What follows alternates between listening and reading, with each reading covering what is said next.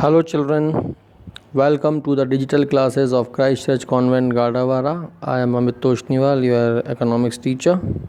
This video is for class 12th. Subject is economics. Chapter number 2, national income, part 3. First topic of the day is domestic territory of a country. Domestic territory, you can say that political boundaries, but no. In economics, domestic territory has got a wider meaning. It is the geographical territory which is administered by a government within which persons, goods and capital circulate freely. तीन चीज़ें easily यहाँ से वहाँ move होना चाहिए, persons, goods और capital, तो domestic territory कहलाएगी इकोनॉमिक्स में। कुछ एग्जांपल्स अपन देख सकते हैं।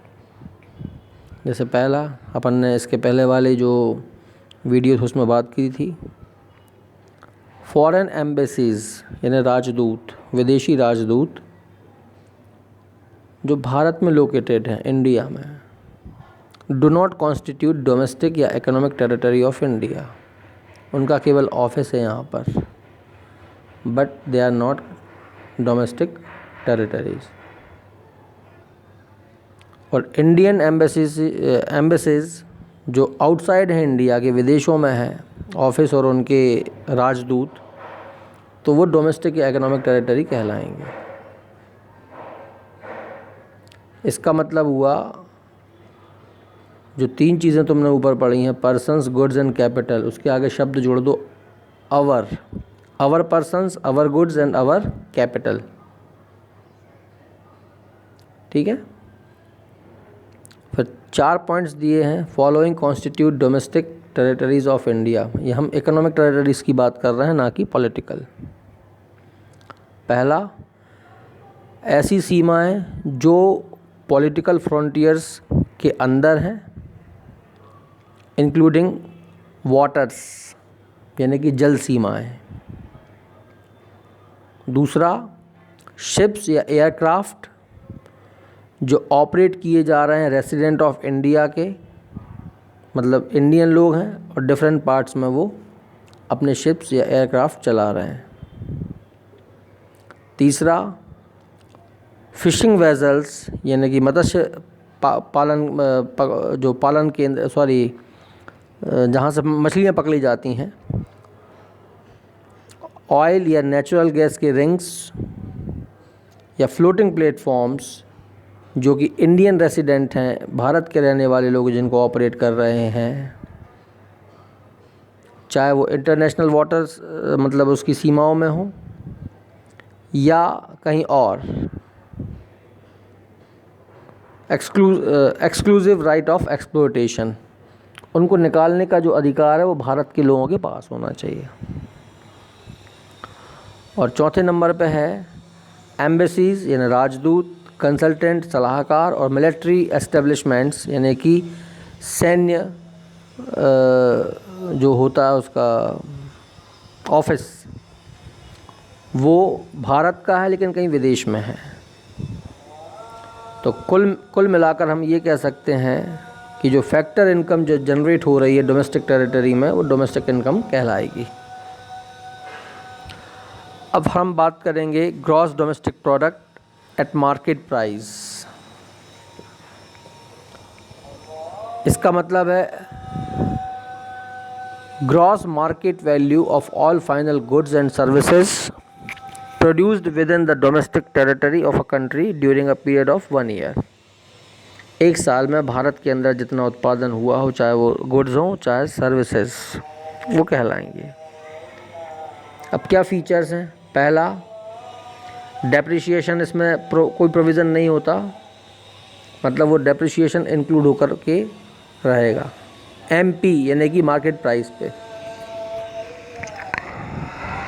ऐसा माना जाता है कि जो भी गुड्स और सर्विसेज प्रोड्यूस हो रही हैं वो डोमेस्टिक टेरिटरी में ही है, अब चाहे वो रेसिडेंट बना रहा हो चाहे नॉन रेसिडेंट, यानी भारत का आदमी चाहे भारत के बाहर का, उसमें सारे इनडायरेक्ट टैक्सेस भी जुड़े हुए होते हैं जो पे किए हुए हैं वो। सब्सिडी नहीं होती, यानी कि केवल नेट इनडायरेक्ट टैक्सेस इसमें जुड़े हुए होते हैं। केवल इसमें final goods and services include की जाती हैं। इसके अलावा जब भी हम कोई एडजस्टमेंट इसमें कर रहे हैं दूसरे प्रकार का, तो हमको एग्रीगेट इसका मिल सकता है। इसके बाद है जीडीपी एट फैक्टर प्राइस। तो जीडीपी जो मार्केट प्राइस पर है उसमें से यदि हम नेट डायरेक्ट इनडायरेक्ट टैक्स को सब्ट्रैक्ट कर दें ऊपर जो उसमें प्लस है, तो हमारे पास बचेगा जीडीपी एट फैक्टर प्राइस। फिर आता है एनडीपी एट मार्केट प्राइस, यानी नेट डोमेस्टिक प्रोडक्ट। तो जीडीपी जो मार्केट प्राइस पर है उसमें से डेप्रिसिएशन माइनस करने से जो बचेगा वो रहेगा एनडीपी एट मार्केट प्राइस, यानी net domestic product at market price. फिर आ रहा है एनडीपी एट फैक्टर कॉस्ट। तो जो दोनों चीज़ें हैं यानी नेट इनडायरेक्ट टैक्सेस और depreciation for the particular year, if they both are subtracted then NDP at factor cost can be achieved। अब डोमेस्टिक कॉन्सेप्ट्स के बाद हम पढ़ेंगे नेशनल कॉन्सेप्ट्स, जिसमें पहली है GNP at मार्केट प्राइस।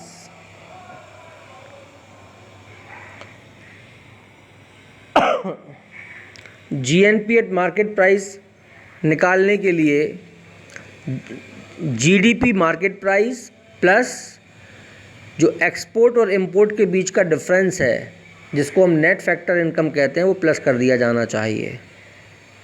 तो उससे हमारे पास आएगा gross national product eight market price. फिर फैक्टर कॉस्ट पे निकालना है। तो फैक्टर कॉस्ट पे निकालने के लिए हमेशा ध्यान रखना, फैक्टर कॉस्ट पे जब भी हम निकालेंगे तो उसके लिए हमें नेट इनडायरेक्ट टैक्स माइनस करना होंगे। तो जब हम डोमेस्टिक कॉन्सेप्ट पढ़ते हैं तो हम उसमें जीडीपी से माइनस करते थे, अब यहाँ पर हम जीएनपी से माइनस करेंगे। तो GNP at market price minus net indirect taxes, तो इससे हमें मिलेगा gross national product at factor cost. Then last होता है एनएनपी। तो जिस प्रकार से हम एनडीपी निकालने के लिए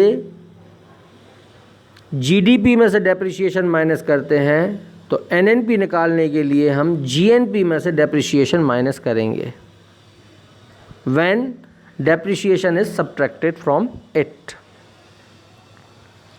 और लास्ट है net national product at factor cost. तो जिस प्रकार से एनडीपी एट फैक्टर कॉस्ट निकालने के लिए दोनों चीज़ें माइनस होती हैं, ऐसे ही एनएनपी निकालने के लिए जो एनडीपी है एनजीपी मतलब GNP gross national product eight market price, उसमें से हम दोनों चीज़ें यानी कि इनडायरेक्ट टैक्स और डेप्रिसिएशन को माइनस करेंगे।